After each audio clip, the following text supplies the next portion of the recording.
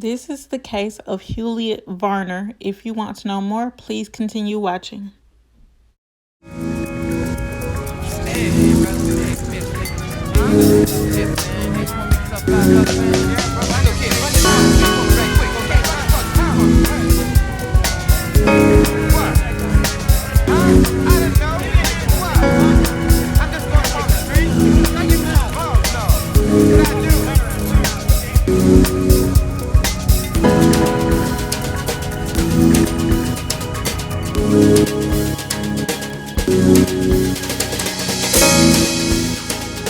You are watching Roll a Mile in My Shoes TV.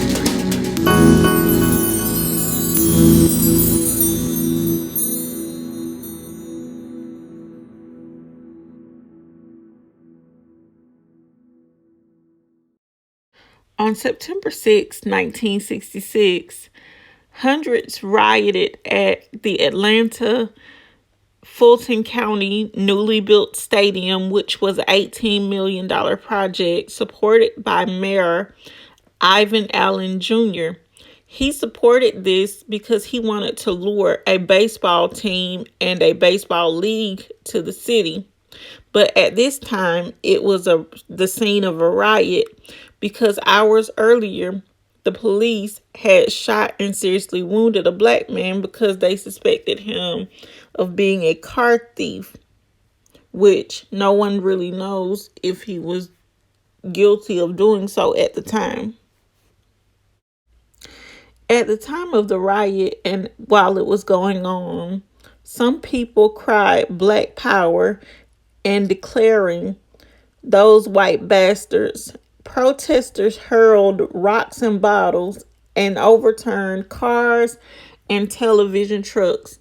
And at least 15 people were injured in the violence, including 4 policemen.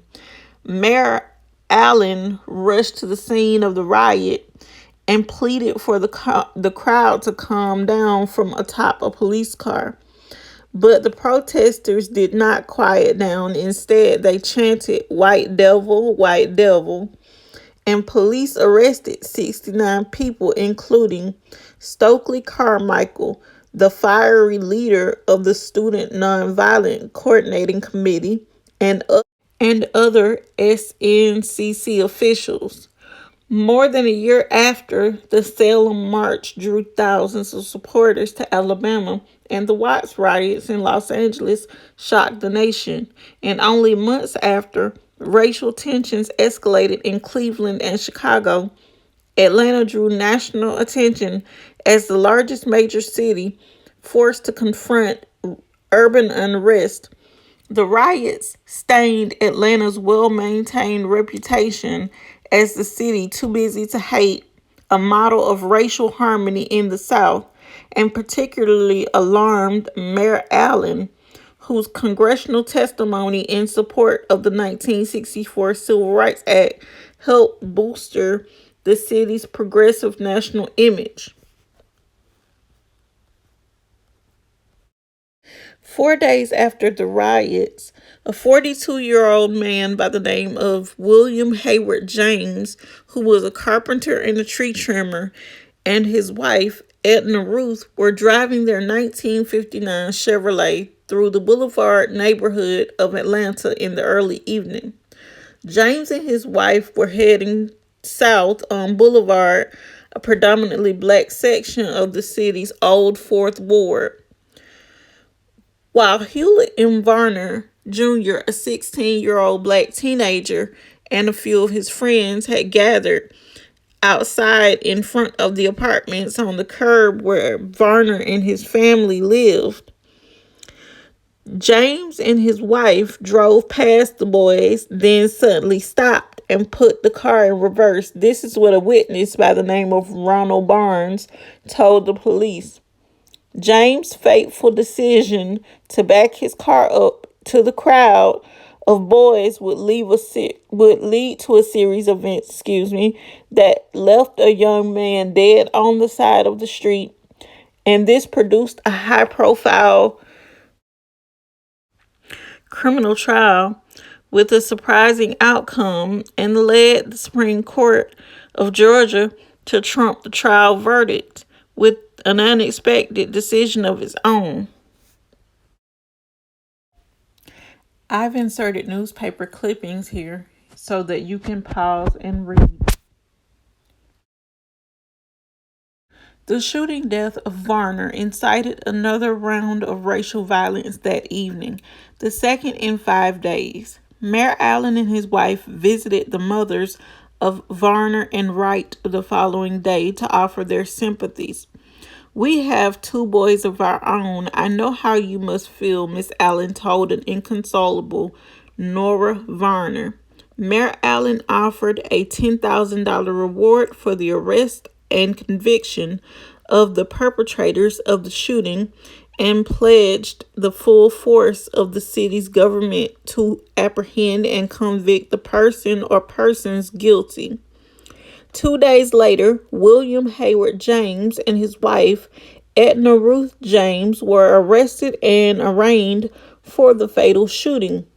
James, who had a 7-page police record dating back to 1942, was already on bond from a September arrest for robbery, pleaded not guilty. A state grand jury indicted James for murder. And I feel like they should have, because this man literally saw black teens standing on the corner or in front of some apartments and assumed that these were the same teenagers that, said whatever they said to his wife and made her, probably feel uncomfortable or whatever the case may be. Not saying that she doesn't have a right to feel that way, but you as a person don't have the right to seek out someone that you think said something to your wife and you don't have any proof that these were the people that did it. I feel like if you all felt threatened or whatever, you should have just rolled up your windows and drove away, as I said earlier. But that goes back to the rational thinking that was lacking in, on their behalf in this case where, these two were, killed, because of someone who made a big deal out of nothing. It's not like they basically touched you. They just said something to you or whatever when you could have just driven away and everything would have been fine. Now, this is where the case gets a little strange for me because earlier that evening, according to a statement of the facts for the case that reached the Supreme Court of Georgia, James and his wife had had a confrontation with a separate group of black teenagers. And they say that someone had called out, "Hey, baby," or "Hey, sweetheart," to Miss James while her and her husband were driving. Now, it says that I guess since she felt supposedly threatened or she was afraid or got angry or whatever, she pulled a gun out of a paper sack. And when the group saw this, they dashed from the car and ran away. And they said that several minutes later, the couple drove past the group of people standing outside Varner's home at 420 Boulevard. And this was 2 miles from the Gold Dome of the Georgia State Capitol. Now, I don't understand how you don't know the faces of the people who supposedly scared you.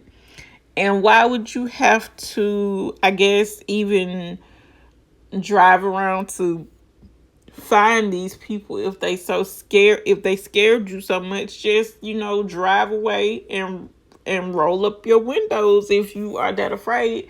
Don't go looking for them. And even if you do pass a group of black teenagers, which they were at the time, you don't do what you did and back your car up into these people, because not contrary to popular belief, not all black people look the same.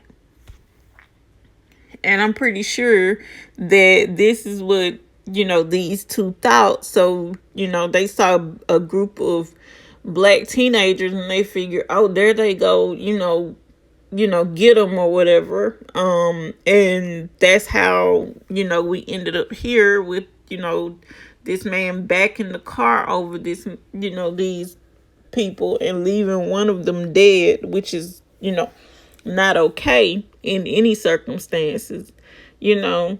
And so the story continues that James suspected that someone in the group had called out to his wife and he stopped the car. The high court statement of the facts show that the witness, Ronald Barnes, told police that James had backed the car up to the apartment building and yelled out to the crowd, "You talking to us?" Alex King, one of the teenagers in the crowd, replied that no one had said anything. And James pushed his wife back and fired his pistol 6 times through the open car window. King told authorities one of the bullets struck Roy Wright, Varner's 16-year-old friend, wounding him in the back and side, and another bullet hit Varner in the left eye. Now, like I said before, not all, black people look the same, just like all white people don't look the same, and just like all other races of people don't look the same. I mean, they should have made sure that those were the boys that they thought they were targeting, instead of just, going after a group of black teenagers just because they saw black people. And, doing this is not okay, but, this was during the, time of the Civil Rights Act. So I guess a lot of people, of non-color feared for their life, and they just took it upon themselves to take the law into their own hands. Now, I feel like if she was so afraid of somebody saying, "Hey, baby," or "Hey, sweetheart" to her, she should have rolled up her window and told her husband, "Drive off and let's go home or wherever we going and get out of here." Now, that would have been a logical thought to, a logical thinking person, but in this case, you see, we don't have logical thinking here because of what happened. In February of 1967, James was tried in Judge Stonewall Dyer's Fulton County Superior Court. George K. McPherson, the Fulton County Assistant Solicitor General, prosecuted the case for the state, which sought the death penalty. McPherson had the daunting task of convincing an all-white Fulton County jury to convict a white man for murdering a black man. An improbable assignment, considering the near immunity white jurors in the South gave to those who committed racially motivated crimes against blacks. On Tuesday, February 7th, both sides made arguments before the jury of 10 men and 2 women in what news accounts consistently referred to as unsworn testimony. James told the court that he acted out of fear for the safety of his wife and himself. "I didn't mean to kill anybody," James said.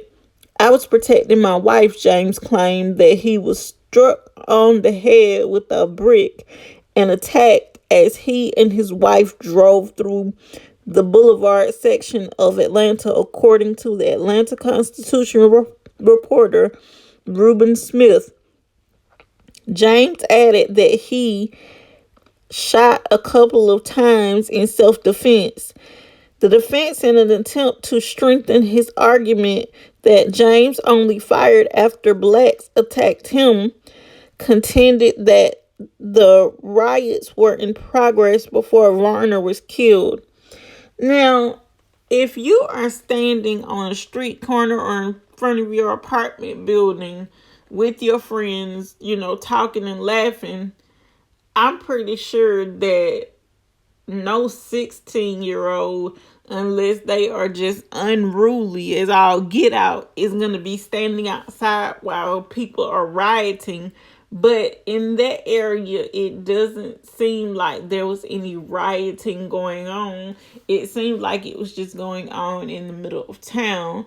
Now, I think that, like I keep saying, this man, a white man, and his wife, a white woman, saw some black teenagers that they they claimed that they had confrontations with earlier in the evening, and they saw these black teenagers a couple of miles later, and they figured, oh, these must be the same black teenagers that I had to pull my gun out on earlier, so let's go ahead and teach them a lesson or take care of this right here and right now so they'll know, not to do this again. And I'm just going to go ahead and make an example out of one or two of them. I could be wrong about this. It couldn't have, it probably, probably was racially motivated because, again, this is the 40s and the Civil Rights Act is in full swing. And some people are still coming to grips with this, at that time. So it could have been racially motivated, and it could not have been. Who knows? But if you guys like this video, please don't forget to give me a like, share, comment, and subscribe. And let me know what you think down in the comments. And I'll see you guys on the next one.